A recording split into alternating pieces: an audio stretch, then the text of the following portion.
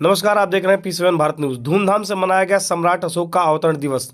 जी आपको बता दें, विश्व के सबसे महानतम राजाओं के राजा सम्राट चंद्रगुप्त मौर्य के वंशज सम्राट अशोक मौर्य, जिन्होंने विश्व में बृहद अखंड भारत के निर्माता चक्रवर्ती सम्राट अशोक ने भारत का नाम गर्व से ऊंचा कर दिया।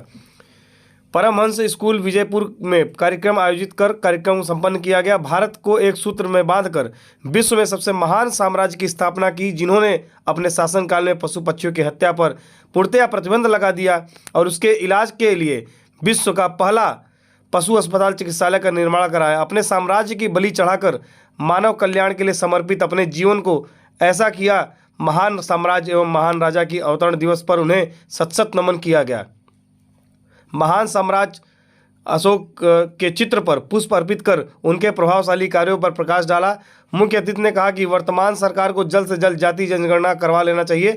वहीं विशिष्ट अतिथि मिर्जापुर होमगार्ड विभाग के कमांडेंट वीके सिंह ने कहा कि किसी भी जीव की संतुष्टि अथवा कल्याण के लिए किसी बेजुबान जीव की बलि देना बौद्ध धर्म के विपरीत है। भत्ते जी पूर्व राष्ट्रीय अध्यक्ष अखिल भारतीय कुशवाहा महासभा एवं राष्ट्रीय समानता दल के राष्ट्रीय अध्यक्ष मोतीलाल, आज देखिए हमारी खास रिपोर्ट। अखंड भारत के निर्माता सम्राट अशोक के विचारों का योगदान विषय पर चर्चा थी। और जैसा कि हम लोग जानते हैं कि भारतीय संविधान बाबा साहब ने सम्राट अशोक के विचारों पर ही लिखा। उन्हीं के प्रतीक चिन्ह 4 शेरों वाला को अशोक स्तंभ बनाया। उन्हीं के अशोक स्तंभ पर उकृत चक्र को तिरंगे में लगाया। तो जब हम अखंड भारत के निर्माता थे, अखंड भारत पर शासन हमारा देश ने किया, और आज क्या ऐसी स्थिति हो गई कि हम छोटे से सिमटते जा रहे हैं। उस अखंड भारत को जो परिकल्पना थी, उसको कैसे आत्मसात किया जाए, कैसे पाया जाए, कैसे विचारों को अपने वहां तक फैलाया जाए, इसी पर योगदान पर चर्चा हो रही है। सर, ये सम्राट पर सर काफ़ी आप एकदम अग्रसर रहते हैं और लोगों को इसके लिए प्रचारित भी करते हैं और संदेश भी देते हैं। क्या कहना चाहेंगे अपने बौद्ध धर्म के? बौद्ध धर्म जो है कोई धर्म नहीं है, ये एक धम्म है, एक रास्ता है। धम्म से रास्ता होता है। और बौद्ध धर्म सबसे बड़ी जिसकी पहचान ये है कि ये लोगों में समानता, भाईचारा, विश्व बंधुत्व और करुणा की बात करता है।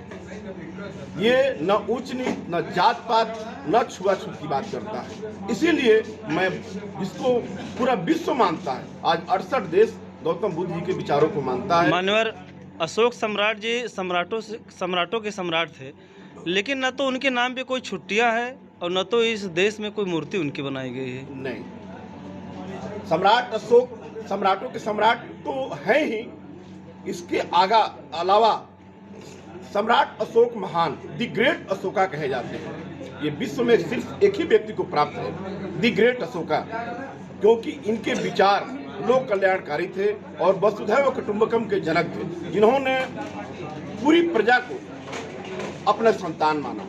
और जब अपनी प्रजा अपनी संतान हो जाएगी तो कोई भी पिता अपने संतान के साथ। राष्ट्रीय अध्यक्ष राष्ट्रीय समानता दल, अखंड भारत के निर्माता सम्राट अशोक की आज 2387वीं जन्मतिथि आज यहाँ हम लोग मिर्जापुर में मना रहे हैं। और इसीलिए आज यहाँ हम लोग सारे लोग इकट्ठा हुए और ख़ास तौर से यहाँ पर जो पिछड़े दलित वर्ग के लोग हैं वही आज यहाँ इकट्ठे हुए हैं और इसी से संबंधित अपने अधिकार और अपने सम्मान की मांग भी कर रहे हैं।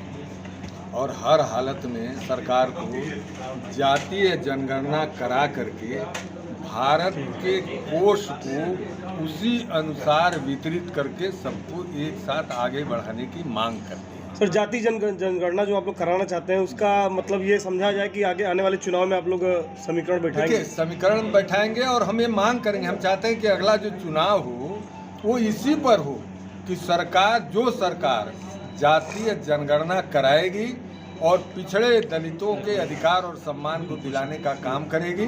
उसी के साथ हम लोग सब लोग मिल करके उसकी सरकार। मानवर राष्ट्रीय समानता दल जो है लगभग 25 वर्षों से पार्टी बनी है, लेकिन समाज में उभर कर क्यों नहीं आ रही है? देखिए, उभर करके उस समय इतना तगड़ा आई थी कि 8 महीने में भी मध्य प्रदेश में दो विधायक बनाया और उसके बाद उत्तर प्रदेश में चुनाव में भाजपा कांग्रेस से कई सीटों पर ज़्यादा वोट लेकर के आई। ये कम थोड़ा ही है। लेकिन ये जो सत्ताधारी लोग हैं, इन्होंने समाज को तोड़ने के लिए, दल को तोड़ने के लिए तमाम उपक्रम किए। अब तमाम जातियां, फिर जहाँ पे आप खड़े हैं 96 विधानसभा में उपचुनाव होने जा रहा है, क्या यहाँ पर आपकी पार्टी चुनाव लड़ेगी? प्रयास कर रहे हैं। यहाँ हम 2 दौरे हो चुके हैं, हम लोग 96 में भी। अभी थोड़ी देर पहले आप जनसंख्या की बात कर रहे थे, पूरे भारतवर्ष में कितनी जनसंख्या है आप लोगों की? देखिए, हम लोगों की जनसंख्या लगभग 11% के करीब है। अभी आप जितनी बताएं, आबादी है, अभी आप बताएं कि अभी के समय में 52% था।